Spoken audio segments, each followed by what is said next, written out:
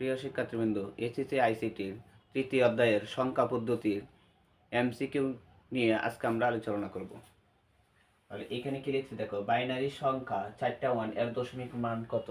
তাহলে বাইনারি, যে কোনো বাইনারি মান থেকে আমরা কিভাবে দশমিকে বের করব, এই টেকনিকটা আজকে দেখব। 1 2 4 8, কারণ এখানে 4টা সংখ্যা আছে দেখে 4টা লিখছি। দেখো, 1 এর ডাবল 2, 2 এর ডাবল কত 4, 4 এর ডাবল কত 8। যদি এখানে 5টা থাকতো, কয়টা থাকতো 5টা, তাহলে এখানে 8 এর ডাবল কত হইলো 0। যেহেতু 4টা আছে এই কারণে 8 পর্যন্ত লিখলাম। এখন দেখো, এখানে ডাইন সাইডে কত আছে 1, এখানে ডাইন সাইডে 1, মানে ডাইন সাইড মিলাই মিলাই লিখবো।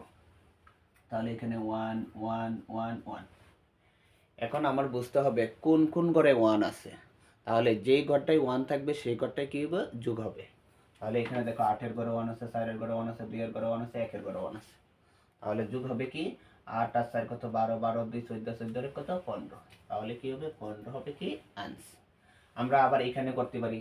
দেখো 1 2 4 8, মানে কি 8 আর 4 12, 12 2 14, 14 কত 15। এরপরে কি লিখছি, হেক্সাডেসিমাল সংখ্যা এফ বাইনারিতে কত? তাহলে হেক্সার মান কত এফ। আমরা কারণ জানি কি, এতে কি এফ পর্যন্ত হলো হেক্সার মান। তাহলে এফ এর মান কত 15। তাহলে এখানে আমরা 15, এই যে 1 2 4 8, তাহলে 8 আর 12 12 2 14, 14 কত 15। তাহলে 4টার করে কি লিখব 1। তাহলে গ নাম্বার হবে কি